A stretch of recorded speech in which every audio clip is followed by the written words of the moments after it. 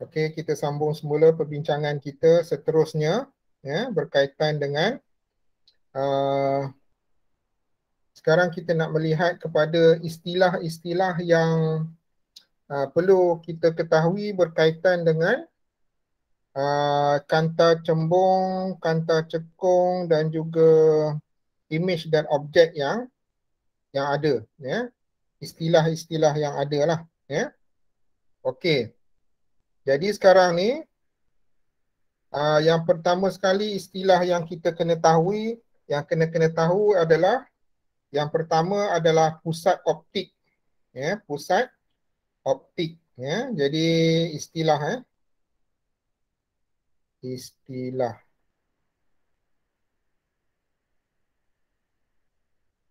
Okey, yang pertama adalah pusat optik ya.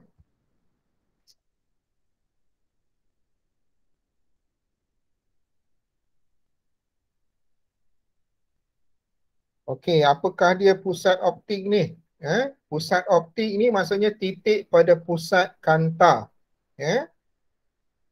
Jadi kalau kita lihat, inilah dia. Ini pusat optik. Bahagian tengah kanta, itulah dia pusat optik. Ya. Jadi mana-mana cahaya yang melalui pusat optik, dia tidak akan dibiaskan. Ya, tidak akan mengalami pembiasan. Ya. Dia akan terus bergerak lurus. Ya. Okey, itu pusat optik. Ya. Titik pada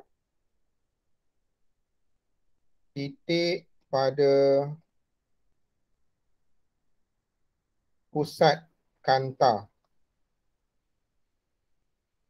Jadi kena ingat, semua cahaya yang melalui pusat optik tidak akan mengalami pembiasan. Ya, dia akan terus bergerak lurus. Okey, yang kedua istilah yang kita kena tahu adalah paksi utama. Ya, paksi utama. Okey, apakah paksi utama? Paksi utama ni adalah suatu garis lurus yang kita buat. Garis lurus yang melalui pusat optik. Yang melalui pusat optik dan titik fokus. Ya. Titik fokus. Ini dipanggil pusat utama. Jadi kita tengok contoh yang terdekat ni kanta cekung. Jadi kita tahu yang ni adalah merupakan pusat optik. Ya.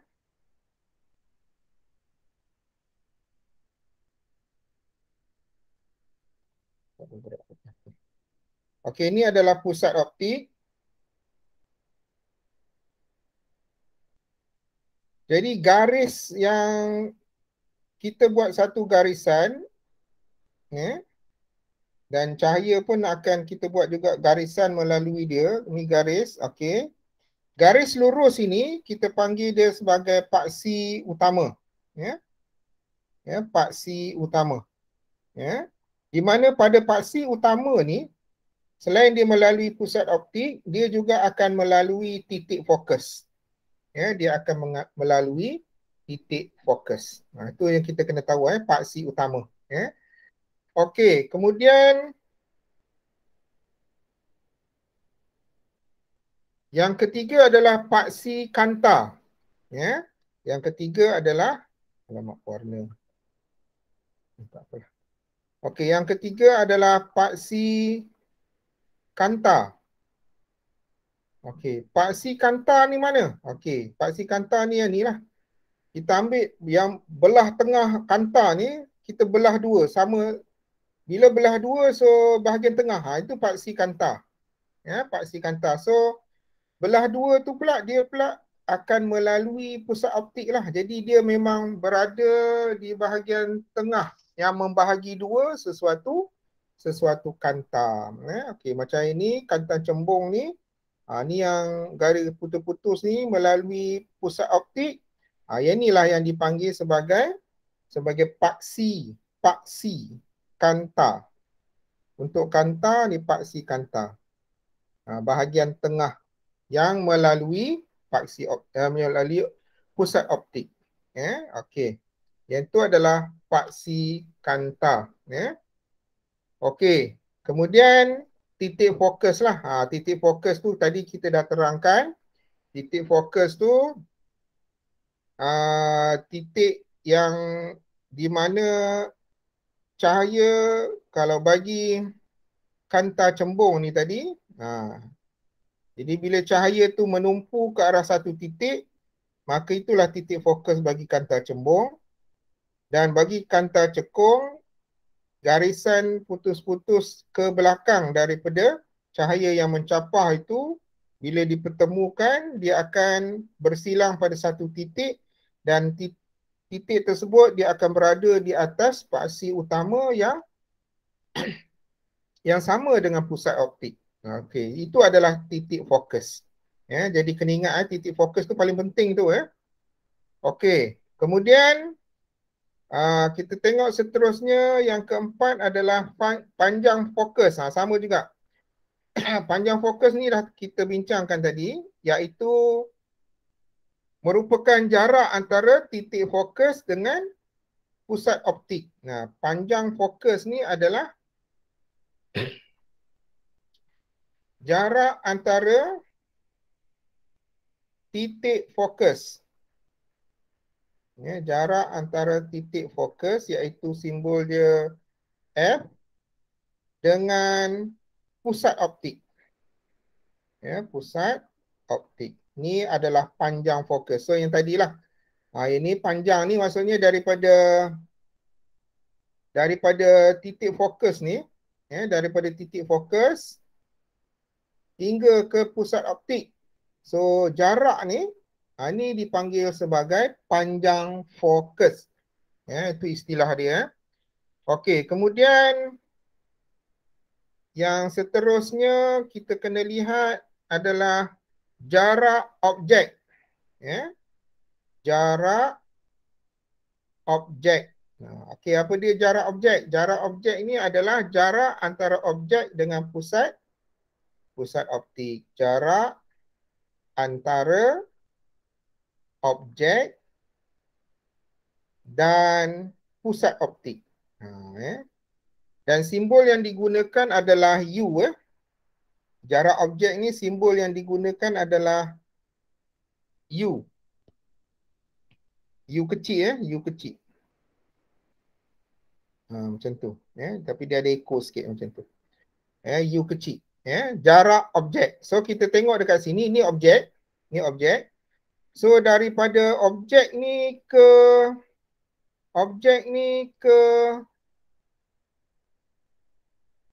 pusat optik. So ini dipanggil jarak objek. Seterusnya jarak image pula. Jarak image. Simbol the V. Jarak image. Simbol the V kecil. So ni jarak image dengan pusat optik. Dengan pusat optik. Okey, simbol the V. Ini adalah istilah-istilah yang kita perlu tahu tentang apabila kita membincangkan berkaitan dengan kanta dan juga cahaya. Jadi itu kena ingatlah. Okey, jadi sekarang ni kita nak lihat pula berkaitan dengan bagaimana kita nak melukis sesuatu gambar rajah sinar yang berkaitan dengan kanta. Tadi asas dia daripada sini juga, daripada yang kita bincangkan tadi. Jadi bila kita nak melukis berkaitan dengan apa yang berlaku kepada kanta dan juga cahaya yang melaluinya, maka kita kena lukiskan apa yang dipanggil sebagai gambar rajah sinar. Jadi kita lihat kaedah melukis gambar rajah sinar. Gambar rajah sinar, kaedah dia. Ya. Okey, jadi berdasarkan kepada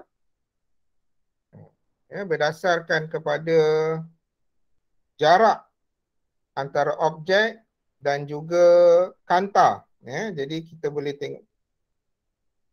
tengok kepada kanta cembung dahulu. Ya. So kanta cembung, so tengah-tengah dia ni ada paksi kanta. Okay, tengah-tengah dia ada pusat optik. Kemudian ada garisan, alamak ya. Ini garisan ni kena lurus lah ya. Ini paksi utama, ya. Okey, di atas paksi utama ni lah, ya. Okey. Jadi berdasarkan kepada eksperimen yang dibuat, kita sudah boleh mengetahui fokus dia di mana, ya. Sesuatu titik fokus bagi sesuatu kanta cembung ataupun kanta cekung, maksudnya kita akan gunakan berdasarkan kepada aktiviti menggunakan objek daripada jarak jauh. Jadi sebagai contoh, kita dah sebutkan tadi, bincangkan tadi. Okey, semua contoh yang kita bagi ni adalah objek, sebenarnya objek daripada jarak jauh. Jadi bila kita ambil daripada jarak yang sangat jauh, so dia punya cahaya ni, anak panah cahaya ni akan bentuk macam ini dan membentuk titik fokus. Di mana image akan terbentuk. So pada titik fokus inilah kita simbolkan sebagai F. Simbolkan sebagai F. Okey, yang ini ya. Jadi sama juga yang ni. Jadi berdasarkan kepada itu, kita dah tahulah di mana titik fokus dia. Sebagai contoh, katalah di sini titik fokus dia, maka kita tuliskan F dekat sini. Titik ni adalah titik fokus F. Okey, jadi bila titik fokus dia untuk kanta cembung ni, sini, maka titik fokus dia akan samalah jarak di pusat optik ke titik fokus daripada sebelah kanan dan juga sebelah kiri mesti samalah. Jadi kita tuliskan titik fokus sebelah kiri juga. Macam tu. So jarak ni, panjang fokus tu mesti samalah. Ini F. Jadi dari segi jarak ni, panjang fokus ni, ini F. Kemudian jarak yang 2 kali ganda daripada itu, dia akan panggil 2F lah. Macam tu. Ni agak kanan lah. Macam tu. Dia akan jadi 2F. Ini cara melukis gambar rajah sinar. Macam tu. Okey. Jadi kalau ada 3F, 3F lah. Maksudnya macam tu lah. Ini kita nak tulis. Okey. Jadi sekarang ni, bila ada sesuatu objek, sebagai contoh objek tu dilukiskan dalam bentuk macam ni sajalah untuk memudahkan. Okey, ni objek. Objek tu pula dia lebih jauh daripada F, titik fokus. Bukan, ni cikgu saja letak di sini. Yang penting nak tunjukkan dia bukan berada pada jarak panjang fokus. Maksudnya jauh lagi daripada panjang fokus. Jadi bila kita nak lukiskan, langkah yang pertama sekali adalah kita kena lukiskan garis daripada objek, iaitu garis daripada atas.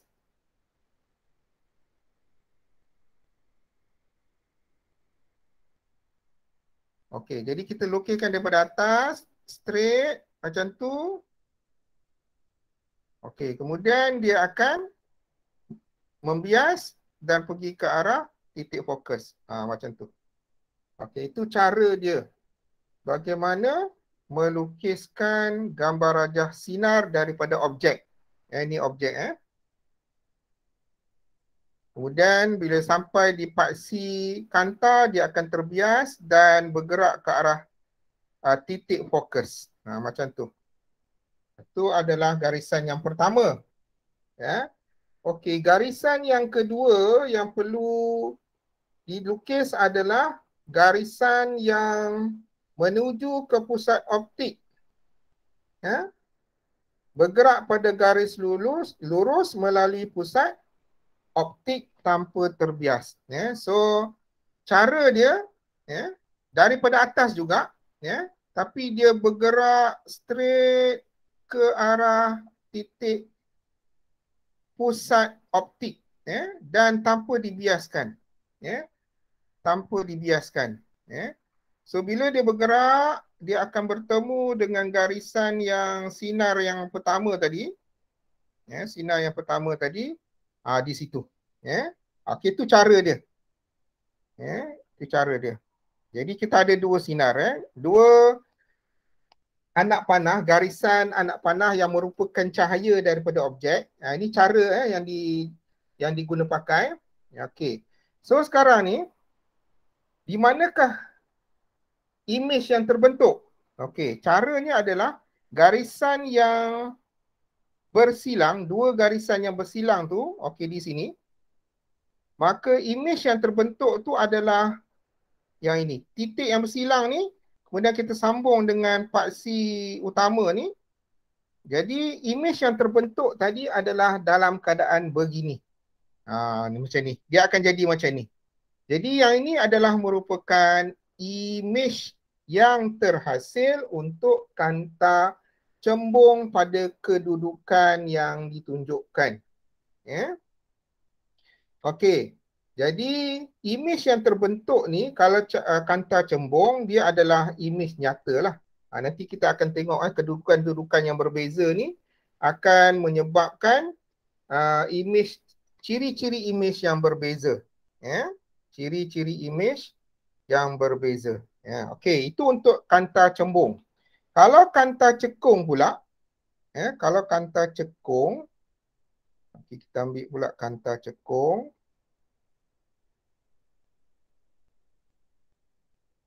Okey, kaedah dia sama juga. Yang ni, ni dia punya paksi kanta. Kemudian ni tengah-tengah ni pusat optik. Kemudian kita buat paksi utama. Okey. Kemudian kita dah tahulah, sepatutnya dah tahu dia punya titik fokus tu di mana. Kita terus tuliskan titik fokus berdasarkan eksperimen sebelum ni lah. Macam tu lah. Untuk kanta tu kita dah tahu dah titik fokus dia kat mana. Okey. So sekarang ni bila ada sesuatu objek, contoh macam ni. Okey, kita buat bentuk sama juga objek ni. Okey, so macam mana kita nak lukiskan gambar rajah sinar ya untuk objek bagi kanta cekung. Ya, langkah yang pertama sama juga. Ya, kita lukiskan garisan daripada objek ni bahagian atas straight terus pergi ke paksi kanta. Dan oleh kerana kanta cekung dia akan mencapah lah. Dia akan jadi macam tu. Okey, ni adalah langkah pertama. Kemudian langkah kedua sama juga. Kita akan ambil satu lagi line, garis, lurus melalui pusat optik. Terus macam tu. Okey. Dan ini tak ada mencapah lah sebabnya dia melalui pusat optik. Okey. Jadi sekarang ni, sekejap.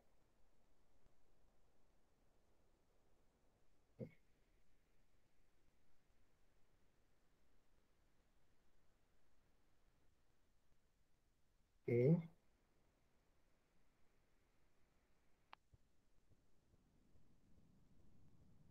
Boleh dengar, boleh nampak senyap je, cikgu takut pula tiba-tiba. Boleh. Okey. Okey, line yang kedua, garis yang kedua daripada objek terus ke pusat optik So yang ni straight aja, garis lurus tanpa pembiasan macam yang atas ni. So yang ni akan kita buat macam ni. Okey, sekarang ni di manakah image yang akan terbentuk untuk kanta cekung? Apa yang kita buat? Kita dah belajar sebelum ini. Okey. Daripada sini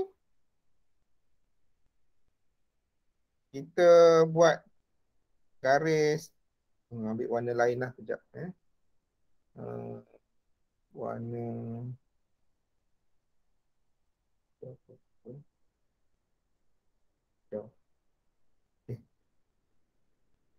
okay. Okay. Jadi kita oh, tarik ke belakang, tarik ke belakang melalui titik apa ni? Titik fokus. Tarik ke belakang melalui titik fokus. Jadi sekarang ni garis yang kedua ni pun dah ada garis lurus melalui titik optik. So persilangan antara garis belakang dua-dua garis ni, ini pun sama titik belakang dia. Persilangan dia di sinilah. So image yang terbentuk tu adalah di bahagian ini, persilangan ini. Kita lukiskan image tu daripada paksi utama ke persilangan tu. So yang inilah image yang terbentuk untuk kanta cekung. Image yang terbentuk. Dan image yang terbentuk bagi kanta cekung biasanya memang image maya lah. Kalau yang kanta cembung ni biasa image nyata. Jadi ini secara asas bagaimana kita nak melukiskan gambar rajah sinar bagi menunjukkan pembentukan image hasil daripada objek yang ada. Macam tu. Ini cara dia.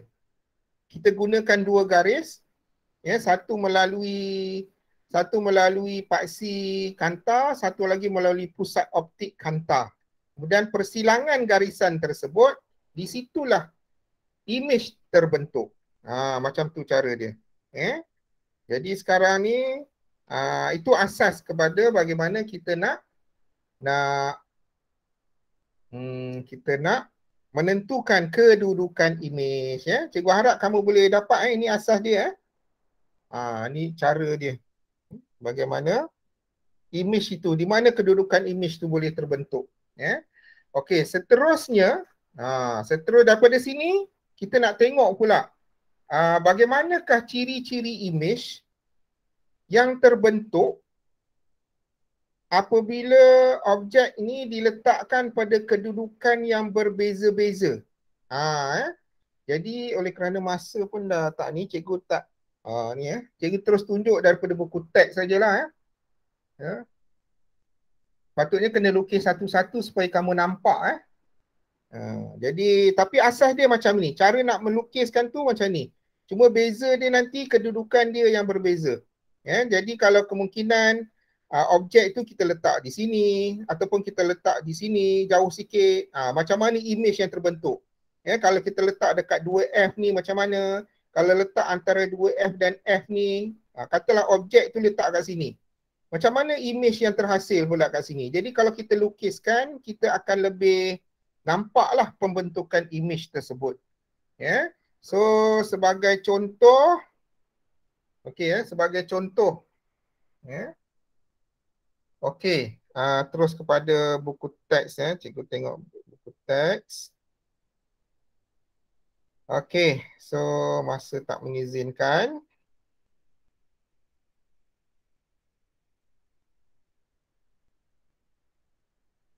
Okey, ini tak dapat nak dilukiskan lah. Okey, kita tengok yang pertama ni.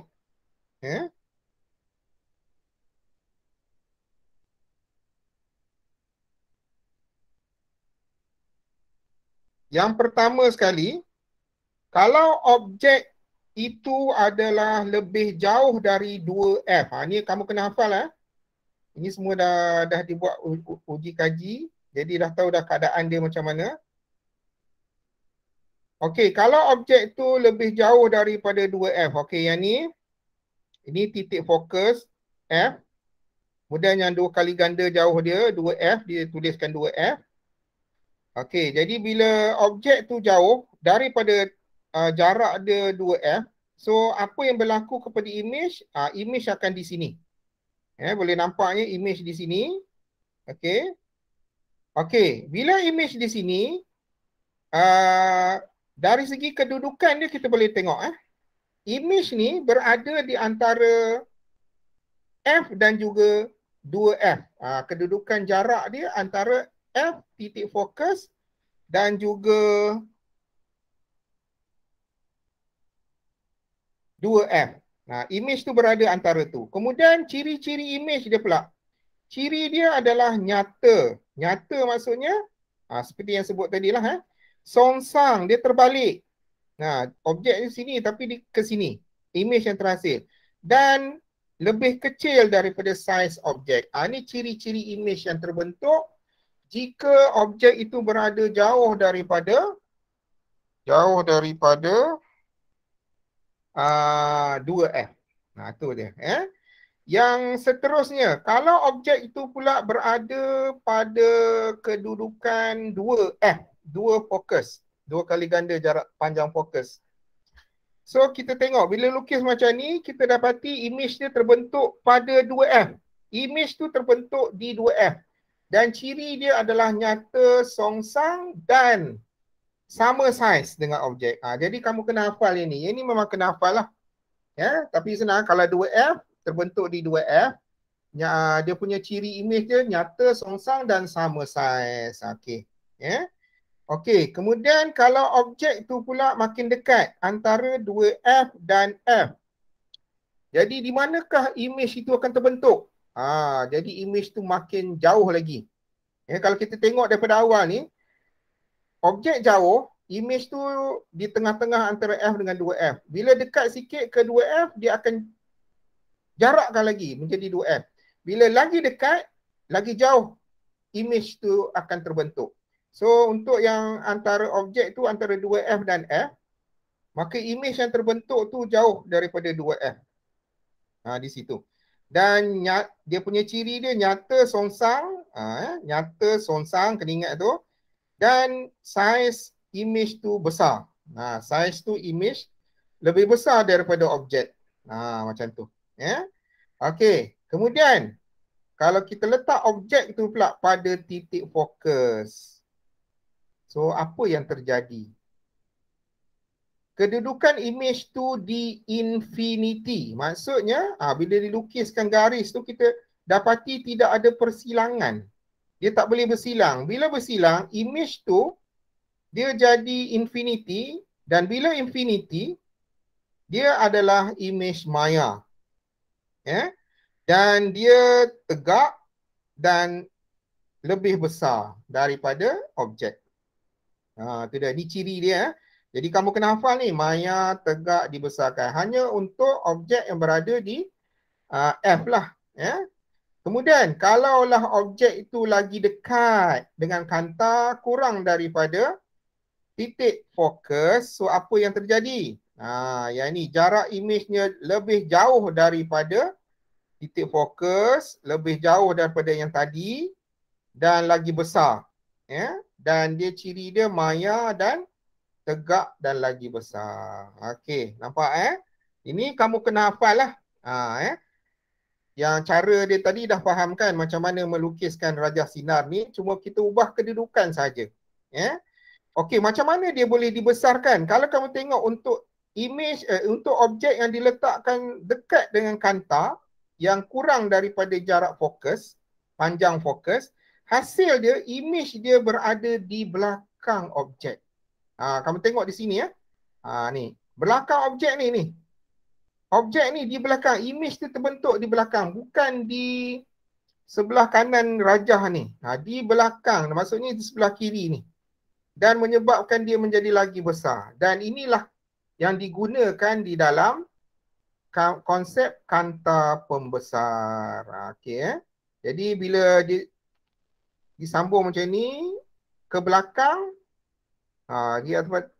kita akan dapati bahawa image tu terbentuk di belakang. Okey, kalau cekung pula, kalau kanta cekung pula, kita tengok macam ni, sama juga yang pertama ni, kalau ni objek dia lebih jauh daripada 2F, maka image dia di sini. Maya, tegak dan kecil.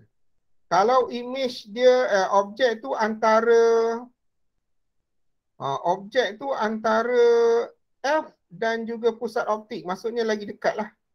Ya.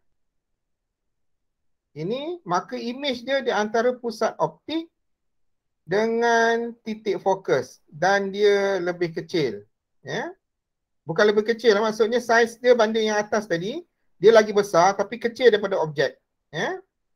Okey, jadi ini keadaan dia. Kalau kanta cekung ni, dia bagi dua kedudukan sahaja. Ya. Maksudnya untuk yang objek lebih jauh daripada 2F dan objek yang kurang daripada F. Jadi image tu terbentuk di sini. Ya.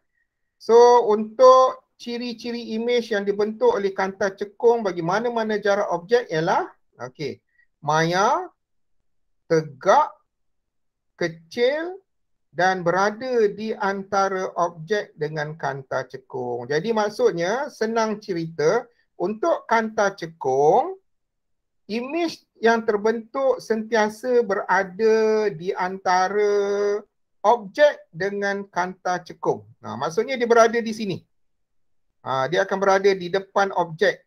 Di mana-mana pun kedudukan objek ni, image tu akan berada di kurang daripada jarak fokus.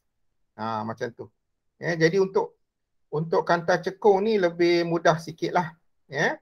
Tapi dia sentiasa maya, tegak dan saiznya lebih kecil. Ya. Jadi itulah ciri-ciri image yang terbentuk daripada kedua-dua jenis kanta, cembung dan juga kanta cekung. Dan cara untuk melukiskannya telah ditunjukkan tadi dan diharapkan kamu dapat apply kalau cara melukis gambar rajah sinar bagi image yang terbentuk untuk kedua-dua jenis kanta cembung dan juga kanta cekung. Ya. Jadi sampai di situ dulu. Kita akan sambung lagi 7.2 pada minggu hadapan. Okey, itu saja untuk kali ini. Terima kasih banyak-banyak. Okey, Assalamualaikum warahmatullahi wabarakatuh.